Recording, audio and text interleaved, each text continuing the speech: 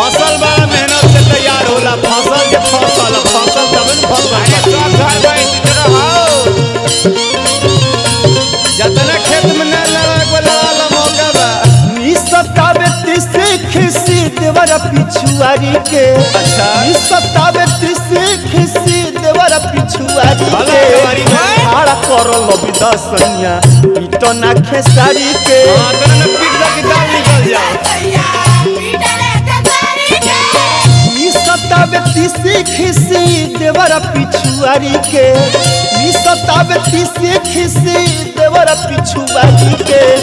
खाड़ा करल विदसनिया इतना खेसारी के।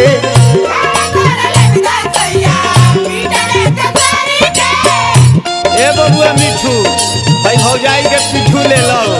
बड़ा गोड़ जरता घाम में। अब ही कतनो बाड़ी तो अभी नया मशीन बाड़ी इनका पर ध्यान दो। अरे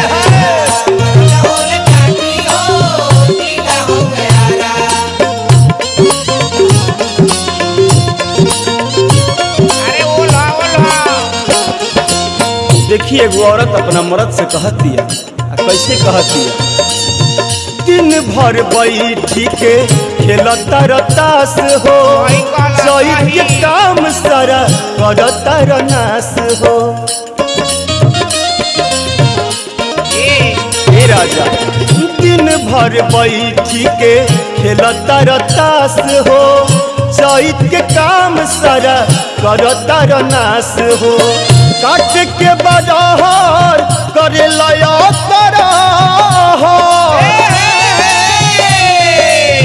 काट के बरहर सोइया कगिला बधारी के। खाड़ा करल विदसनिया इतना खेसारी के।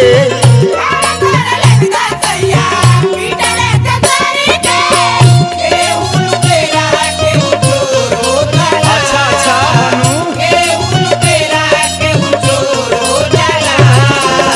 आवेला जवानी सब सोर हो जाला। आवेला जवानी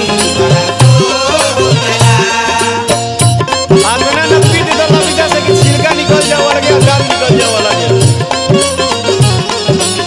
एकदम साफ हो सादो। हे राजा है लबनी में लबरी लड़ावला से का फायदा बा। पियता रताड़ी का दो जाके उधारी। अब से छोड़ा सैया अपन तू बीमारी। हे राजा सुना ना का कहत। पियता रताड़ी का दो जाके उधारी। अब से छोड़ा सैया एकर तू बीमारी। पाक गइल चना सुनाए फलाना। पाक गइल चना सैया बोलई उखारी के। खाड़ा करल विदसनिया इतना खेसारी के।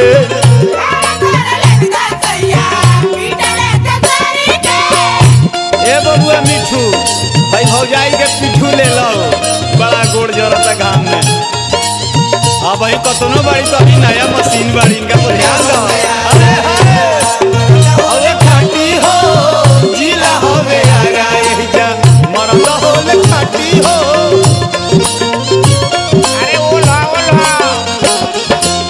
बतावा कटनी के दिन बा सभे अपना खेत में लागल बा। सभे केहू करतावे जोड़ तोड़ से कटनी।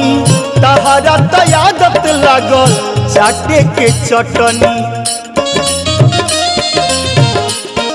मुरैयो लेला सभे केहू करतावे जोड़ तोड़ से कटनी। तहारा त आदत लागल चाटे के चटनी।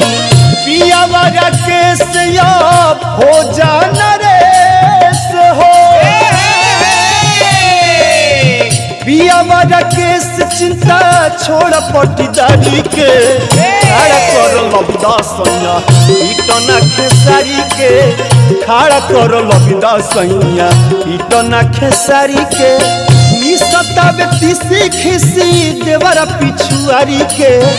सतावे तीसरी खिसी देवर पिछुआरी के। खाड़ा करल विदसनिया इतना खेसारी के।